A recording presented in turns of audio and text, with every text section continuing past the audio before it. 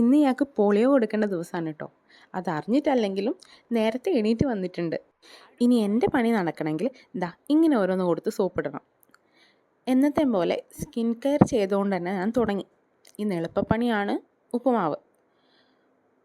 സൈഡിലൂടെ ചോറിൻ്റെ പണി നോക്കുന്നുണ്ട്. എളുപ്പപ്പണിയാണെന്ന് ആദ്യം തന്നെ പറഞ്ഞല്ലോ. ഒന്നുകൂടെ എളുപ്പമാക്കാൻ നുറുക്ക് ഗോതമ്പിൻ്റെ ഉപ്പുമാവാണ് ആക്കുന്നത്.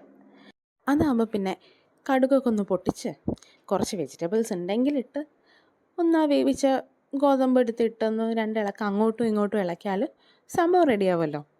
കുട്ടൂസിന് ആ കളിപ്പാട്ടം മടുക്കുന്നതിന് മുന്നേ എൻ്റെ പണിയൊക്കെ തീർക്കണം, അതാണ് പ്ലാൻ. പക്ഷേ നടന്നു കിട്ടിയ ഭാഗ്യം.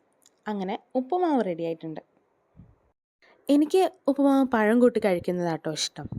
ഇവിടെ ചെറിയ പഴമില്ല, വലിയ നേന്ത്രപ്പഴമാണ് ഉള്ളത്.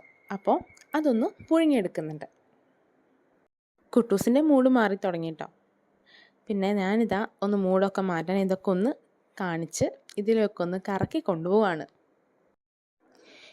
എനിക്കിനൊരു ഉപ്പേരി കൂടെ എങ്ങനെയെങ്കിലും തട്ടിക്കൂട്ടണം, എന്നാൽ പിന്നെ കുക്കിങ് കഴിഞ്ഞു. പക്ഷേ ബാക്കി ഇനിയും പണിയുണ്ട് കേട്ടോ.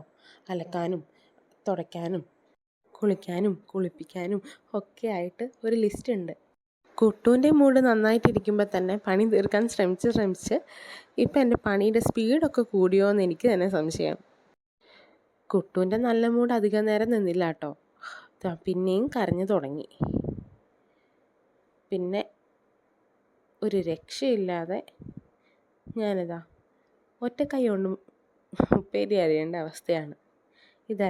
ഇതിനപ്പുറം ഇവൻ എന്നെ കൊണ്ട് ചെയ്യിപ്പിക്കുന്നത് തോന്നുന്നുണ്ട്. എടുത്തപ്പോൾ ആൾ ഭയങ്കര കൂള്. ഇയാളാ നേരത്തെ കരഞ്ഞെന്ന് കണ്ടാൽ പറയുമോ? ഇപ്പം വന്ന് ഒറ്റ കൈ കൊണ്ട് ഉപ്പേരി അരിയുന്നത് വരെ എത്തി.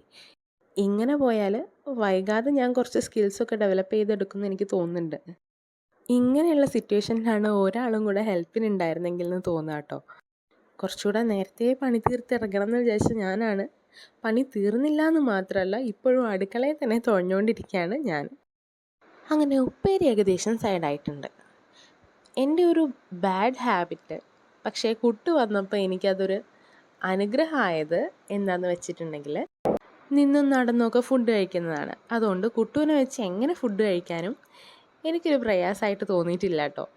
ആ ഒരു ഹാബിറ്റിന് എനിക്ക് പല സ്ഥലത്തുനിന്നും വഴക്ക് കിട്ടിയിട്ടുണ്ട്. അങ്ങനെ ഇയാളെ ഒന്ന് കുളിപ്പിച്ച് സെറ്റാക്കി ഉറക്കിയിട്ടുണ്ട്. ഇനി വേഗം കുളിച്ച് പുറപ്പെട്ട് പോകാമെന്ന് വിചാരിച്ചതാണ്. പക്ഷേ വെയിൽ കണ്ടപ്പോൾ ഞാൻ വിചാരിച്ചു തുണിയൂടെ കഴുകിയിട്ട് പോകാമെന്ന്. പണ്ട് അമ്മയും അമ്മൂമ്മയൊക്കെ ഓരോന്നുണക്കാനായിട്ട് വെയിലിൻ്റെ പിന്നാലെ നടക്കുമ്പോൾ ഇതൊക്കെ എന്താണെന്ന് വിചാരിച്ച ഞാനാ. ഇപ്പം ഞാനും അതേ സ്റ്റേജിലേക്ക് എത്തി. എന്താല്ലേ. അങ്ങനെ തോരണം തൂക്കിക്കഴിഞ്ഞു. ഉറങ്ങിയല്ലോ എന്ന് സമാധാനിച്ചു. ഇപ്പോൾ അതിൻ്റെ കാര്യത്തിലൊരു തീരുമാനമായി. കരഞ്ഞുകൊണ്ടിരുന്ന ആൾക്ക് എന്നെ കണ്ടപ്പോൾ ഒരു ചിരിയൊക്കെ വരുന്നുണ്ട്. കുളിച്ചൊരുങ്ങുന്നത് വരെ ഇങ്ങനെ കിട്ടിയ ഭാഗ്യം. വലിയ പ്രതീക്ഷയൊന്നുമില്ല. ഇനി എനിക്ക് ഒരുങ്ങണമല്ലോ. അടുത്ത ബഹളത്തിന് ഞാനിത് ഇവിടെ കിടത്തി. എന്നെ എന്തിനാ ഇപ്പോൾ ഇവിടെ കിടത്തിയെന്നുള്ള കൺഫ്യൂഷനിൽ ആളൊന്ന് സൈലൻ്റ് ആയിട്ടുണ്ട്. ആ ഒരു സമയത്തിനുള്ളിൽ നമ്മുടെ ഒരുക്കം തീരണം. അങ്ങനെ ഒരുക്കം കഴിഞ്ഞു. 9 മണിക്ക് ഇറങ്ങണമെന്ന് വിചാരിച്ച ഞാനാ. പുറത്തിറങ്ങിയ ഇത്ര നല്ലൊരു വാവേനെ വേറെ കാണില്ല. അങ്ങനെ പെട്ടെന്ന് തന്നെ സ്കൂളിലെത്തി.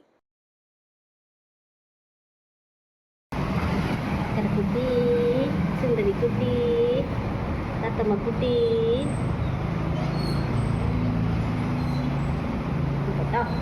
പയ്യെ നോക്കട്ടെ. Taste വ്യത്യാസമുള്ളപ്പേ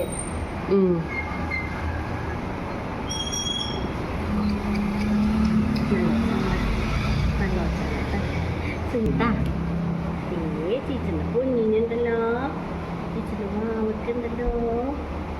hi hi hi. അങ്ങനെ അതും കഴിഞ്ഞു.